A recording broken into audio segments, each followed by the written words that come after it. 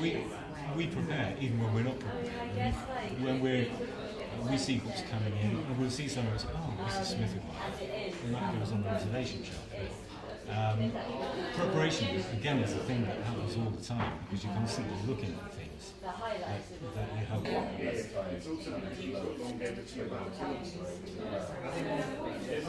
Your family members just want to talk about the books that they read. That person's well-being, their dignity, and living independently, still being able to access services.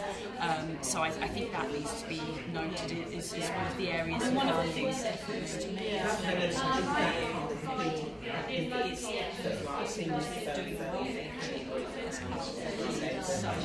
you've got this sort of very basic checklist of sort of indicators that this person's likely to be in a good place, might need help, like hoarders, or they might have loads of food in the kitchen that's healthy for school, all sorts of things that you might see that you can refer for more support from someone else. The usability, quickly and very accessible, probably the best solution.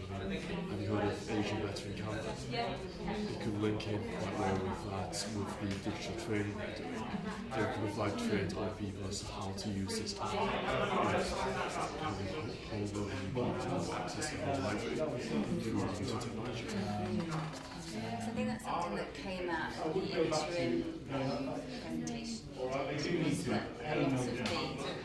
the users had sort of lack of confidence. Even the technology being the focus here is that actually the fact that the reader or the person here that's receiving the visit trusts and listens to the HLS person, the person that's giving the visit. So as a consequence of that, that person could give any number of different pieces of advice. It could be advice about technology, and it could be advice about, as we already do from the other presentation. How does this very special relationship actually open up? Because you talked about dependency, but there's actually an opportunity for the other way around. Absolutely. Courage. There is. I mean, I think there's a great, what I would describe as schizophrenia then in this. Yeah. There's a schizophrenia in our organisation. Some people reserve specific items, and we've got things put in place so that we don't issue the same item twice to people, so the computer flags it up. We also write the first three letters of their surname in the book when we issue it to them, so that when we're out and about trying to get the books off the shelf, we can see straight away whether they've had it without even putting it through.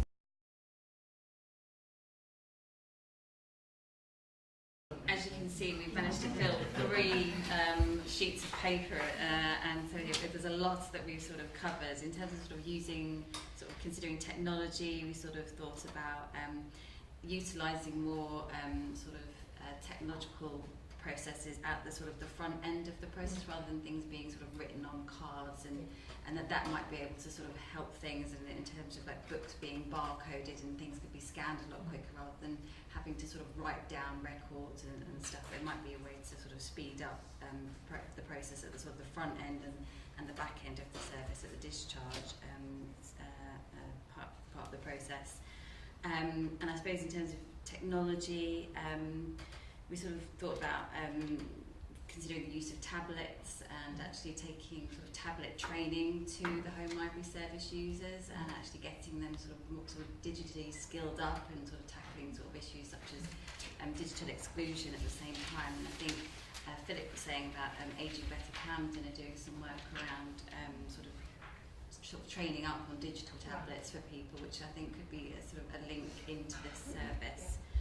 And I think another thing which we also talked about was we sort of discussed about volunteers and sort of what stage that they could be used to support, and Philip did sort of mention that there's sort of a difficulty recruiting volunteers at the moment and sort of getting people who can sort of really commit their time, but we sort of felt that probably with the home library service staff, it's more important for them to be spending as much time with the users and the readers as possible. So probably in the preparation stage is possibly where volunteers could perhaps provide some support, but whether sort of volunteers would want to do the sort of back office functions. They'd probably want to be sort of going out and sort of supporting people as well. So we sort of think, you know, with the potential to sort of link up with schools and students to support this, maybe sort of hold sort of book clubs or reading clubs, go into day centres and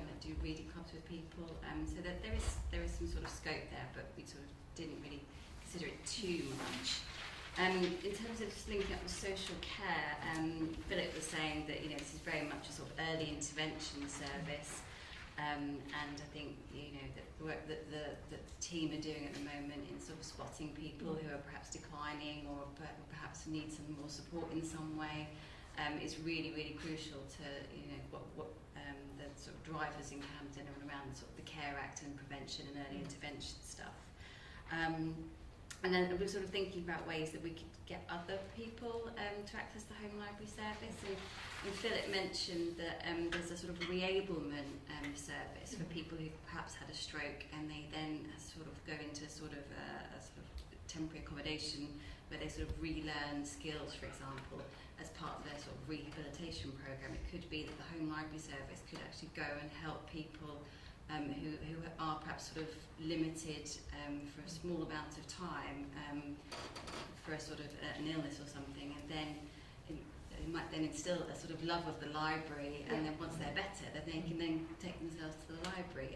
So I suppose we were just sort of thinking that would potentially be a really good way for the service to sort of link up with adult social care, and I think we really do sort of need to think about marketing and promoting the service better, because I think internally, I think perhaps not a lot of adult social care colleagues have necessarily been aware of the home library service, or they've been aware of it but didn't really know where it was or who it was. And so I think raising the profile of the service and sort of plugging in with sort of Age UK and Aging Better Camden would be really, really important. So we were talking about value of the visit, of the actual visit of home library service, walking through the doors of the customers, and we were just talking about how important that was to people's like independence and well-being in their own home. We were talking about that actually that visit is almost like a way out, you know, for people who are housebound otherwise. So we're talking about that. We're also thinking about, so the wider use of the library service in Camden. So in the library premises, a lot of what we do in the community is about digital inclusion. So thinking about how that might be extended to people in their own homes, you know, maybe helping them use tablets or other types of technology to widen the kind of scope of the visits. We're also talking about maybe more joined up outcomes between HLS and adult social care, maybe signposting to other activities in the community that would also support that person feeling less isolated, putting them in contact with other things that might support independent living. We're also talking about other services that had similar outcomes, for instance like bin men, being notified that they're to bring the bins out for customers that are more vulnerable, or also firefighters going into houses and maybe doing welfare checks as part of their wider remit within the community. I think I was quite interested in, you know, maybe if there was this idea of widening the role of the visit and having wider outcomes for it, how that might link in with adult social care commissioning. We're discussing the Better Care Fund, which could maybe be an access to funds in terms of funding preventative measures.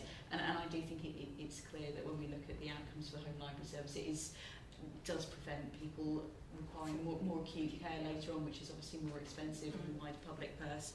So I was quite interested in finding out more about that. And that's when we're talking about maybe cost-benefit analysis on what impact the home library service has on other services. Well, so we, as well as talking about how users themselves perhaps use digital technology as part of this, kind of maybe the people from the home library services going to houses, perhaps if they had iPads and could more easily get across, you know, the sort of catalogue of books that we have available, what sort of materials there are, rather, from what I gather, it's more sort of them you know, making decisions about what a person might like, and perhaps we could get a bit more specific.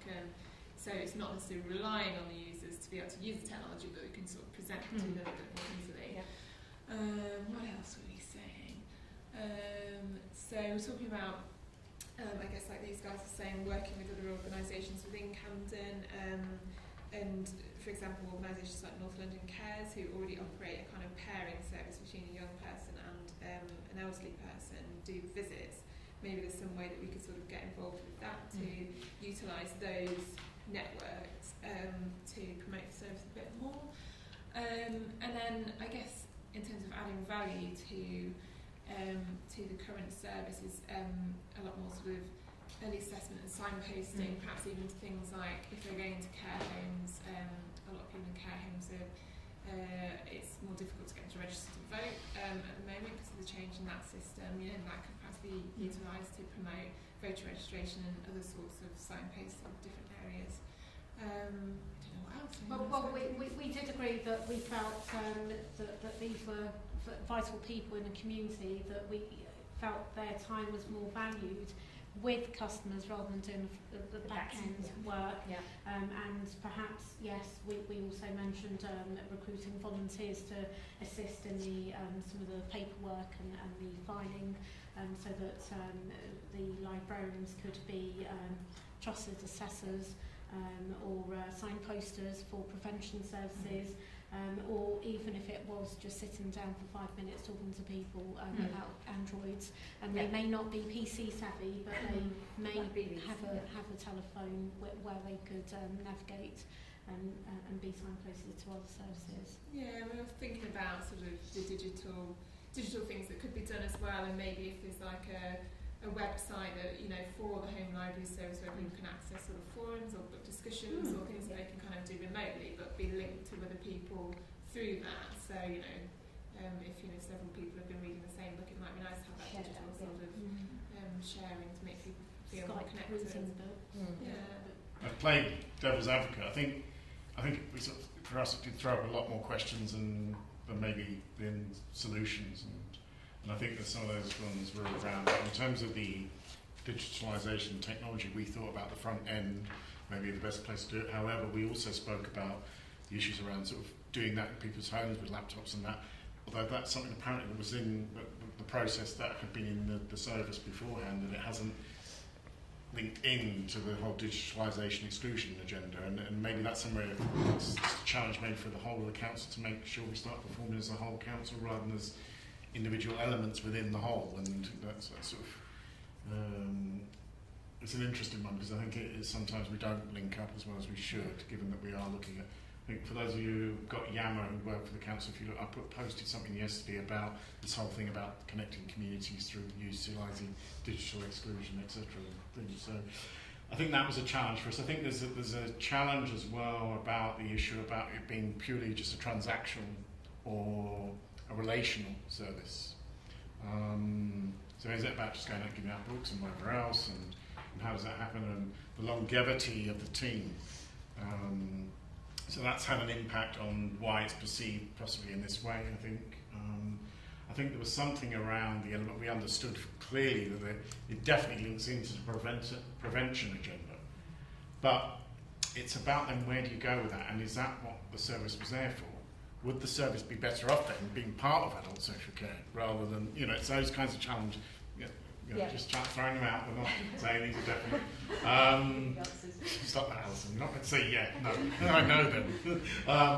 So I think the issue is around some of those things. And we spoke about volunteers, and yes, Camden is renowned for its volunteering, and somebody made reference to North London Cares. There's the primary care navigators, there's the community navigators, all focusing on older people. I think there's some other challenges around some of the.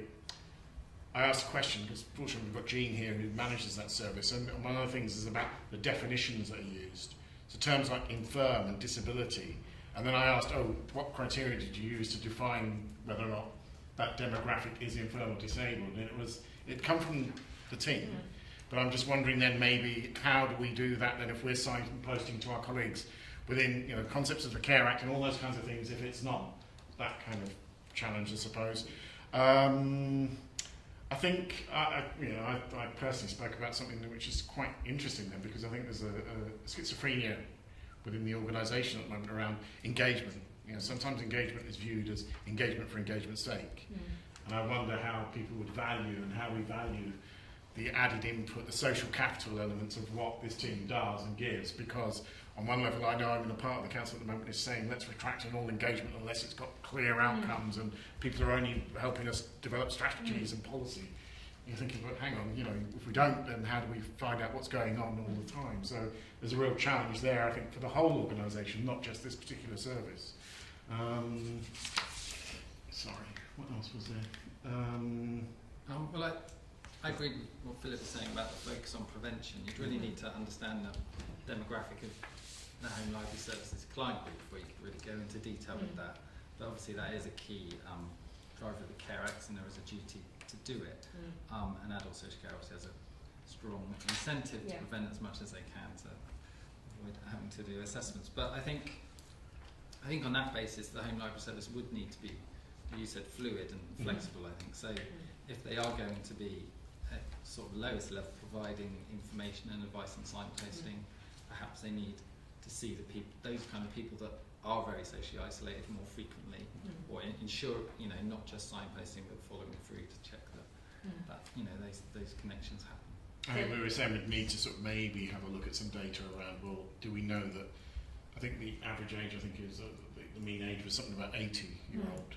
And what we need to know then is, well, how many of them are actually currently possibly receiving some kind of adult social care service, just to do some cross-analysis on that as well. And I think what we were focusing on was that the most important aspect of all this was the middle bit, really, the delivery and the interaction between the staff and the service user, and almost the slightly less important bits were the two endpoints, albeit you needed those to be able to reach that middle piece. So we were looking at whether there were technological solutions to 1 and 3, and exploring that. I think we realised that 2 is, as well as being the most important bit, it was the one bit that had to be delivered by a person. There wasn't really a technological solution to the second bit, although technology could be introduced as part of it. And so we were looking at some specifics around that, around the use of maybe Kindles and things, and it was brought up the fact that some service users are very resistant to that, and so we were discussing about the fact then that it needn't be an immediate solution, that now it's this and from tomorrow it's going to be that there would be a transitional element to it, and that the Camden staff members were well placed to identify those users who would be more receptive to the use of new technology. And if you could get kind of half of them, of the service users, using these technological solutions, that is some progress in itself. What else are we talking about?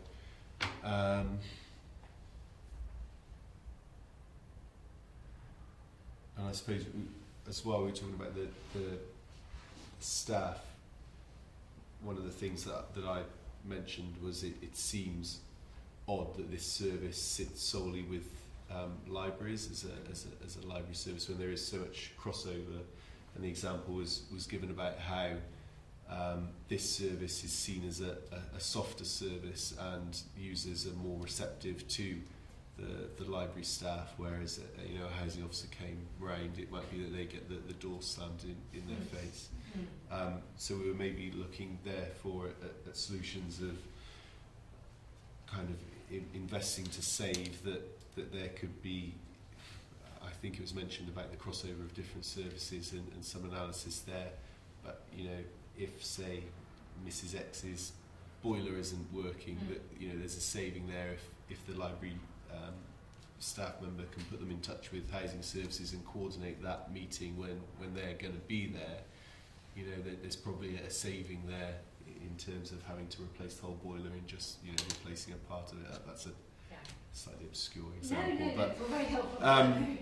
So there were, I think. What else were we talking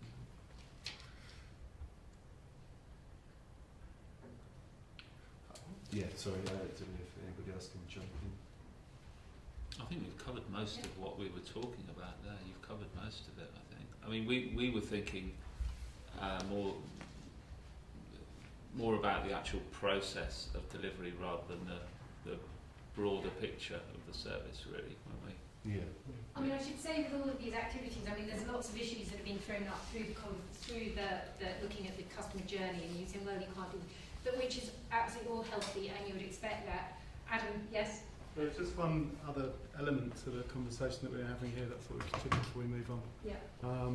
And that was about the sort of in a way, the ambient nature of the home library service and that interaction.